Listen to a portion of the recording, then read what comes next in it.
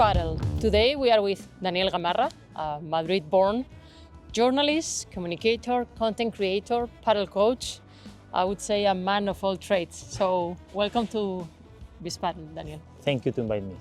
No, it's my pleasure because we've seen you as a Premier Pádel commentator, but we would like to know a little bit more about your background. How did you get into paddle and what are you doing right now? So if someone asks you who is Daniel Gamarra, what would you answer? A paddle lover. A paddle lover. It's so many years that I have been playing paddle, more than 12, 13 years. Wow. Now I have the privilege to be the commentator of the best paddle circuit in the world, of Premier Pádel and the International Paddle Federation. And also I try to have my paddle classes, my paddle lesson with my students, with my players in Spain, but also in other countries. And to be honest, I am very happy to work in paddle. Yeah, because I guess that you've been playing for more than 10 years and also teaching, coaching, but at the same time, paddle, it wasn't what it is right now, right? So it's total different world. How have you lived that evolution? It's completely different. I remember that I started playing paddle in the age of Padel Pro Tour, wow. You know, with these Argentinian players, Juan Imieres, Cristian Gutiérrez, Bebe Auguste, Fernando Velasteguín, Juan Martín. Some of them play now, like Miguel Lamperti, but others, they are retired. And paddle is now is very different. You know, now we have a lot of tournaments all around the world in many countries, but in the past, all the tournaments were in Spain. Mostly here. Argentina, Spain, and the game changed a lot. It was more slowly, the court changed a lot. Now it's more speed, more physics, the player. But I think that we are in the good path, and paddle is the sport of the future. Yeah, totally. Like in the US where I live, I feel like it's a fever and addiction, but it's also a business, right? So how do you envision that specific moment we are living? How do you see it now that you travel all over the world with Premier Pádel and you have that 360 view? I think that, as I told you before, is the sport of the future. There are a lot of investment in paddle, new bank investment, private investment, public investment also. There are a lot of interests of federations, players, coaches, new brands like Richard Mille, like Adidas, like Adeslas, another international brand, very, very famous, Red Bull now, Qatar, always. So I think that all of this support of the sport is very good for the sport because it's like more money, more promotion, and more people watching paddle, and this is very good. And also you can see like in the last 2-3 years with new stadiums like Roland Garros, like Foro Italico, places that, to be honest, 10 years, 15 years ago, I never imagined that paddle would be playing in this international stadium that you can see in tennis or in football. Yeah. And how do you see the evolution of paddle from Pro Padel Tour, World Padel Tour, and now Premier Pádel? All of this circuit, to be honest, they did a very good job.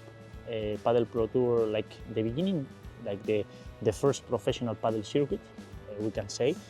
After World Padel Tour, creating like the sport, we can say, in Spain, many brands, a good circuit with many tournaments in Spain, but also in other countries like Argentina.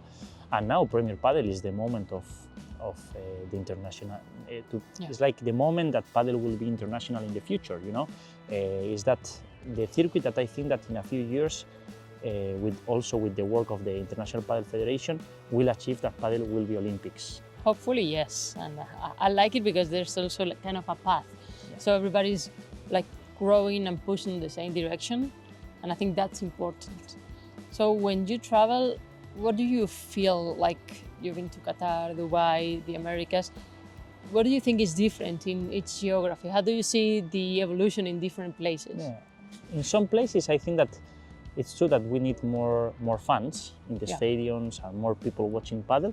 But you know, it's a path.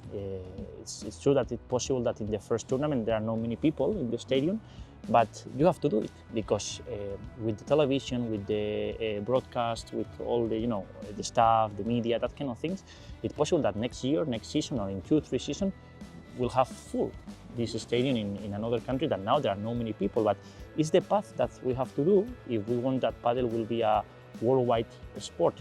And in terms of training, for example, I can see that Padel is crazy, new clubs every week or every month, very good facilities, and now what many people play, but what we need is like to create the first steps in the sport. And I think that, for example, now there are a need of good coaches in many parts of the world, Argentinian or Spanish coaches that try to create a good methodology and a good methodology of learning Padel to try to improve the level in this country. To me, that's one of the key parts and one of the things that I usually like to touch. And I think that makes you unique because you've studied comms, right? So you're a journalist by trade, but academically. Also, you've made some studies on business. So you're quite bold in that way from a comms side. You like to do content, but also you got your coaching license from the Spanish Federation, right? Not like a weekend course. So that gives you also like some insights and some key elements in order to teach people the sport. So you created Padel con criterio, right? With criteria. That the name says a lot. It has it's full of meaning. Yeah. So why did you do that? What makes you start doing that kind of content? No, I think that the idea with Padel with criteria is to try to explain difficult things in technique and tactic the most easiest possible. Now the videos are in Spanish, but also with the subtitles in English, and try to explain like the basis concept of Padel, like volley, forehand, backhand, all of that kind of things. As most easy as possible with videos like 5-6 minutes in YouTube and shorter in social media, and try to help people for free that they can learn a little bit more about Padel. Level up. Yeah, it's not like a class, it's very different. I think that if you want to improve in Padel, you need a class and be presentially, or a little bit more, but at least you can have like a good tip, for example, and some advices to try to improve your level. No, that's super important because one of the things I see is that usually right now in the US, most of the coaches are people that play very well, but that doesn't mean that they teach well, and it's quite expensive. I think in Spain it's way more balanced and better organized, but I think one of the risks that parents can have is that the first time you try it, you really enjoy it, so it's super engaging. You want to play, but at some point you feel that you are not improving, you're gonna give up. And there are so many things to do in your spare time that there could be like a paddle fever, and then when they see that they don't go further, they can leave. And I think that coach part is super important. This is a risk, but for this reason I always say that when you start playing Padel, you have to explain the technique for sure, but also the class has to be funny. Okay. You have to play with other people of your beginner level, but Padel has to be funny. It's a thing that you do for fun. It's not your job like professional Padel player. So from the first class, the idea is that the coach teach the essential tips, that you can play with other people from the first day, and you can play a match. And so if it's funny for you and you play a match from the first time, it's possible that you continue with the classes and you continue learning. But if only you explain the technique and like more boring lesson, it's possible that some players change the sport, give up, and go to do another activity. So important technique, tactic, but also fun. Because that's it's key important to improve the. Not like all the time, not like serious. They can play mini games, balance, that kind of things. Small challenges that you can more achieve. More challenges, that kind like of things. Because if you do that, more people will want to play Padel, and we have more people all around the world that this is the main goal. And I've heard something that from time to time, this is gonna sound like the A-team, right? Someone can hire you to do a class somehow, but no, now thinking especially for us, it's not that easy to find someone that speaks English as a good coach. So let's say someone from the US would like to spend a week here. I think that you are not just one person. You have a small team of people that can help people level up, either when you're traveling and do it on site or when they come to Madrid. How does that work? How can they find it? No, now, for example, you know that my main job is to be commentator. It's like in the broadcast team of Premier Pádel and FIP, but I also have a partner, my friend Jorge, Argentinian. He was the physical trainer of 7 #1 Padel players in the world, and sometimes I travel with him to Dubai or to another parts of the world to do clinics and Padel course certification for coaches. He's a big part of my life, not just professional, but also in my personal life, because he's a friend. And I learn a lot from him and from his experience, but I also collaborate with another coaches. And to be honest, it's very important that the Padel coaches learn to speak English, because it's the future. If you want to go abroad, to have a good job and to improve the level of Padel in this country, you need to speak at least English. Yeah, I would say more than English, just Globish, right? Globish, something that anybody can understand. You need to be like an expert, sound like TV, but enough to communicate and to transfer your knowledge. Not to be native, but at least try to communicate and learn the vocabulary of Padel, all the shots and all the tactics. Yeah, the good thing is that we say bandeja viura, all that thing, and bajara.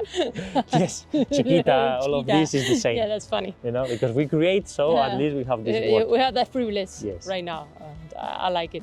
And the bote pronto thing, when they say half volley, like bote pronto. Half volley. Yeah, they say half volley in English, but I prefer bote pronto.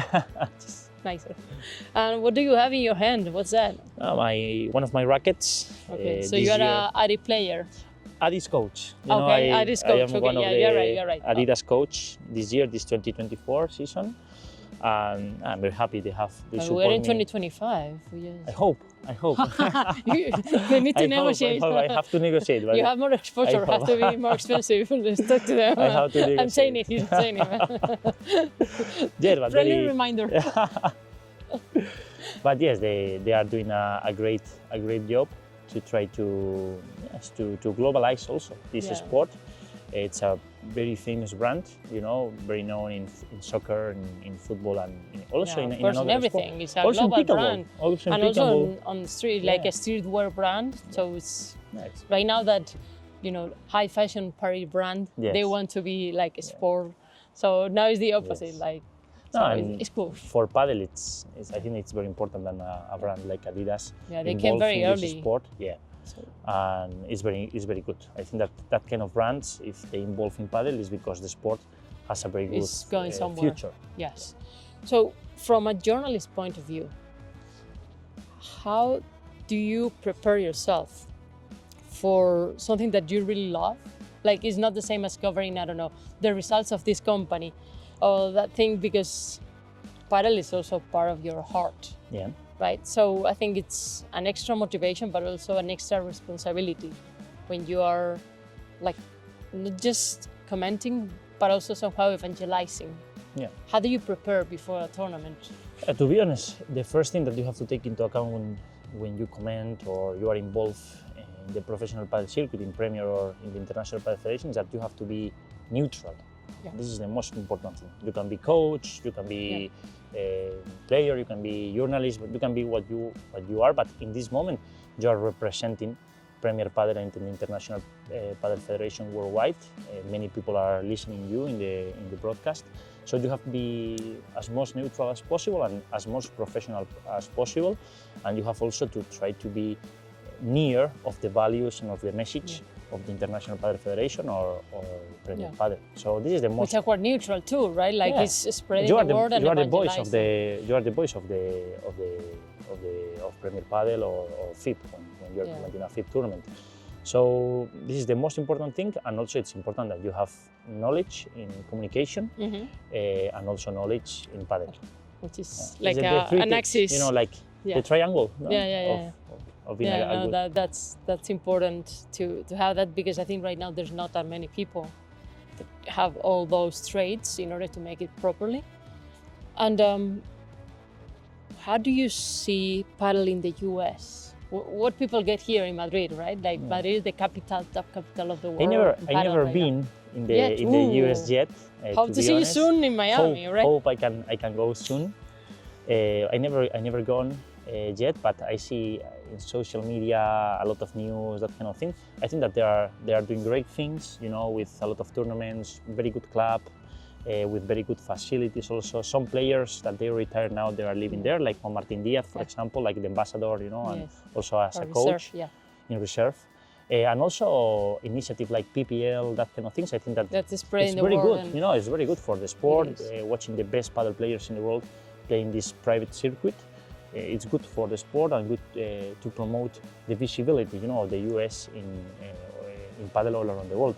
Now with Premier Pádel, I think that there are going to be like 2 tournaments. I think so. At least one in Miami, and at least one in Miami, and possible another. I don't know. But I think that it will be great, you know, when you have the best paddle circuit in the world. In the US, you can think that there are interest of the International Padel Federation and Premier Pádel to have a tournament there, and also it's because the sport is growing, many people are watching, and there are interest of brands or media, of players. So I think that the US is one of the great markets, great countries that paddle will grow in the next year for sure. And it's very good for the sport. It's exciting. It's a good news. And do you play yourself from time to time? Or? I play sometimes, not by match, but sometimes I play matches like with players, with the students, with my pupils, you know, and also with friends. But now I am more in the court like a coach.